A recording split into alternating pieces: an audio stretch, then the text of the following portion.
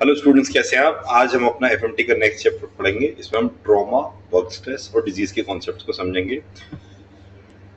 सबसे पहले ट्रॉमा की डेफिनेशन देखते हैं। It is a bodily injury due to mechanical force. ठीक है, किसी का एक्सीडेंट हो गया, किसी की चोट लग गई, किसी ने कुछ मार दिया किसी के, जनरली ट्रॉमा में आते हैं। वेरी इजी है। Work stress, it is a physical और mental strain due to occupational exposure. अब आईटी सेक्टर में हैं लोग, उनको दिन भर प्रोडक्टिव क्रिएटिव काम करने हैं, तो शाम तक होता होता क्या है, उनका स्ट्रेस इतना एक्यूमुलेट हो जाता है क्योंकि ब्रेन पर लोड ओवरलोड हुए जा रहा है, उनको प्रोडक्टिव रहना रहना है। इस टाइप से आप कुछ भी समझ सकते हैं। या डॉक्टर्स का ही देख लीजिए, 18-18 घंटे की शिफ्ट चल रही है एंट्रेंस की, ना खा पा रहे हैं, ना सो पा रहे हैं, ना पी पा रहे हैं, परेशान चल रहे हैं, तो ये सब वर्क स्ट्रेस के अंदर आ जाएंगे।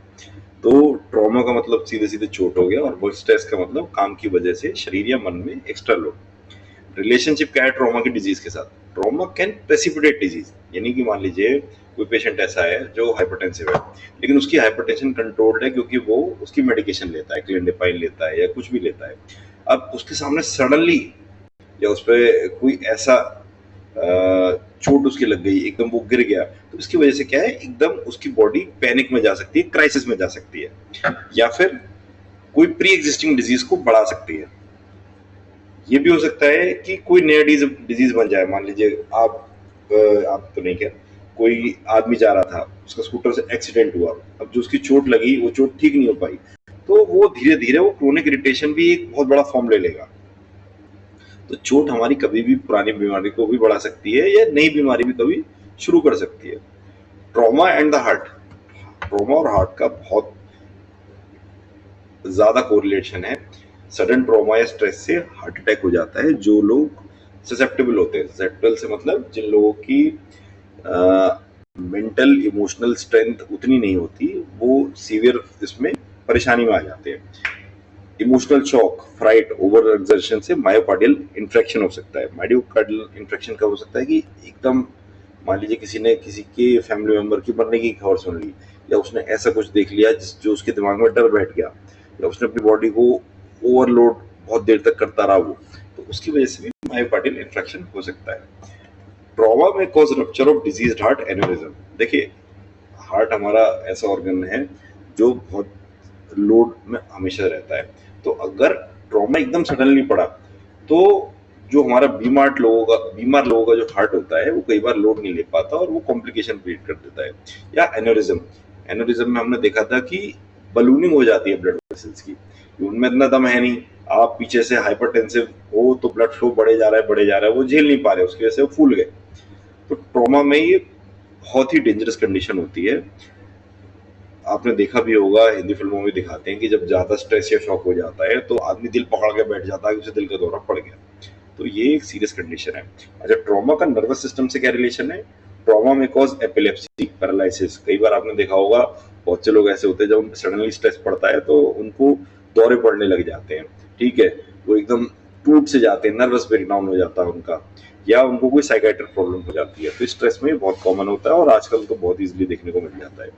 विप्लैश इंजरी, विप्लैश इंजरी क्या होता है कि मान लीजिए आप गाड़ी में जा रहे हैं, पीछे से किसी ने आपकी गाड़ी को ठोका, तो पहले तो आपका पूरा सर और गर्दन पीछे जाएगा और फिर उसके बाद वो आगे आएगा। तो ये जो झटके से पीछे और आगे में होगा, तो उसमें आपकी जो सारी अपर लिम्ब की जो नर्व्स हैं, सर्वाइकल स्पाइन है, इन सब पे दिक्कत आ जाएगी। ठीक है, ट्रॉमा का कुछ रिलेशन एलिमेंट्री कैनाल से भी होता है, हालांकि इतना नहीं होता। ट्रॉमा और स्ट्रेस में मतलब बहुत से लोग आपने देखा वो चिंता में रहते हैं हमेशा, तो उनको गैस्ट्रिक प्रॉब्लम होती है, गैस्ट्रिक अल्सर हो जाते हैं, और अगर वो कंटिन्यू रहे तो ब्लीडिंग भी चालू हो जाती है। तो ये स्ट्रेस का बहुत बड़ा फैक्टर होता है। तो क्रोनिक स्ट्रेस की वजह से आईबीएस होने के चांसेस बहुत ज्यादा रहते हैं। तो स्ट्रेस से हमेशा बच के रहना चाहिए, यही कहेंगे हम।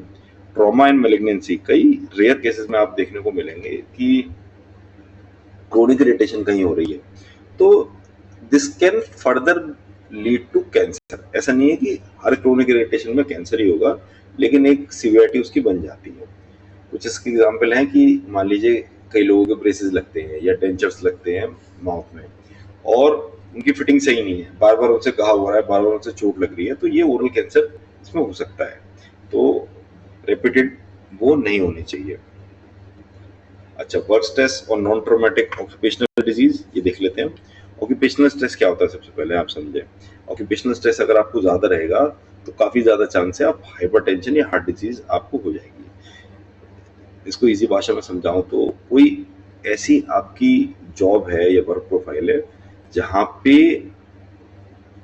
Life and death, profit and loss ऐसे डिसीजंस आपको लेने हैं, तो वो आपके माइंड में एक टेंशन क्रिएट कर देते हैं। वाइब्रेशन टूल्स, कई लोग जो फैक्ट्री में काम करते हैं तो उनको बोन या जॉइंट डिजीज हो जाती है क्योंकि वो ऐसे चीजों को यूज करते हैं, हैमर यूज कर रहे हैं, बार बार ड्रिलिंग कर रहे हैं, तो उनके जॉइंट्स पे असर आ जाता है। रेपिटेटिव स्ट्रेन कैसे समझाएंगे आपको। अगर आप मान लीजिए हाथ का एक एक्शन है, मैं आपको समझाता हूँ इसी तरीके से। जैसे बॉलर होता है, बॉलर क्या करता है, एक दिन वो बॉल करता है, 2 दिन बॉल करता है, तो उसकी एक पर्टिकुलर हैंड कई सालों तक ओवर स्ट्रेस रहता है, उसको हम ओवर यूज इंजरी भी बोलते हैं। उसकी वजह से क्या होता है, उसका जो मेन हाथ होता है जिससे वो बॉलिंग करता है, वहां प्रॉब्लम आने लगती है क्योंकि बॉडी की कैपेसिटी ऐसी नहीं है मशीन की तरह वो काम कर सके। तो किसी भी बॉडी पार्ट पे अगर आप बार बार रिपीटेटिव वर्क करोगे और कई सालों तक करोगे तो वहां पे टेंडनाइटिस, आइटिस मतलब इन्फ्लेमेशन टेंडेंस में, कार्पल टनल यानी ब्लॉकेजेस, कुछ भी हो सकता है। ठीक है, बहुत ज्यादा आप नॉइज में रहेंगे तो उसकी वजह से डेफनेस हो सकती है, बहरापन हो सकता है। और डस्ट या फ्यूम्स में रहेंगे आप, जो लोग ऐसे सीमेंट फैक्ट्री में काम करते हैं या टाइल्स की फैक्ट्री में काम करते हैं, उनको न्यूमोकोनाइसिस होने की चांसेस अस्थमा की रहती है। न्यूमोकोनाइसिस क्या होता है, it is A group of interstitial lung disease, यानी कई सारी छोटी छोटी जो लंग डिजीज है उनको एक हमने एक ब्रॉडर टर्म दे दिया, न्यूमोकोनाइसिस। ठीक है, इसका निमोनिक सबसे इजी होता है GIL, group of interstitial lung disease. ठीक है, निमोनिकोनाइसिस, लेकिन निमोनिकोनाइसिस भी लिखाएंगे उतने से ही काम चल जाएगा। तो ये सब ये है कि जो आदमी की लाइफलीहुड होती है उसकी वजह से जो डिजीज आती है। अच्छा, मेडिको लीगल इंपॉर्टेंस क्या है, सबसे ज्यादा जरूरत होती है कंपनसेशन केसेस में। मान लीजिए किसी वर्कमैन ने अपने ऑर्गेनाइजेशन पे क्लेम किया कि भाई आपकी वजह से मुझे ये इंजरी हुई, ये प्रॉब्लम हुई और इतना रुपए मैं इसका हर्जाना मांगूंगा, तो उसमें जो हमको ये रिलेशन निकालना पड़ता है कि भाई क्या सच में इस बंदे की काम से, इसकी जॉब से ही इसकी डिजीज हुई है। अगर हुई है तो ये कंपनसेशन के लिए एलिजिबल है और ये फाइनल डॉक्टर का ओपिनियन ही होता है। ठीक है, तो इसमें आपको कोर्ट को बताना पड़ता है कि बीमारी का कॉज बंदे की पर्सनल लाइफ है या प्रोफेशनल लाइफ है। एग्जाम को केस देख लेते हैं। Trauma can precipitate, aggravate and cause disease, तीनों चीज कर सकता है। PSC याद से याद कर लीजिएगा, PSC पुलिस जो होती है, ट्रॉमा क्या करता है, precipitate, aggravate, cause disease. Stress can cause heart attack, ulcer, psychiatric illness. ठीक है, जो आपको दिखता है आजकल की भाई हार्ट अटैक इतने क्यों बढ़ रहे हैं, स्टमक प्रॉब्लम्स इतनी क्यों बढ़ रही हैं, उसका मेन रीजन क्रोनिक स्ट्रेस ही होता है। क्रोनिक इरिटेशन में कॉज कैंसर। ठीक है, और ऑक्यूपेशनल हैजार्ड्स में आपने देखा था न्यूमोकोनाइसिस, वेरी इंपॉर्टेंट, डेफनेस या वाइब्रेशन की वजह से बोन डिजीज। ठीक है, और इसका मेन रोल कंपनसेशन केसेस में ही होता है। देखिए, अगर आप मेरे लेक्चर्स देख ही रहे हैं तो मैं आपको एक बात बोलूंगा, पूरा लेक्चर देखिए करिएगा, और लास्ट में जो ऐसे इंपॉर्टेंट पॉइंट्स होते हैं जिसपे हम कॉन्सेप्ट बना सकते हैं, जो एग्जाम में पूछा जाता है, वो मैं रिपीट करा देता हूँ।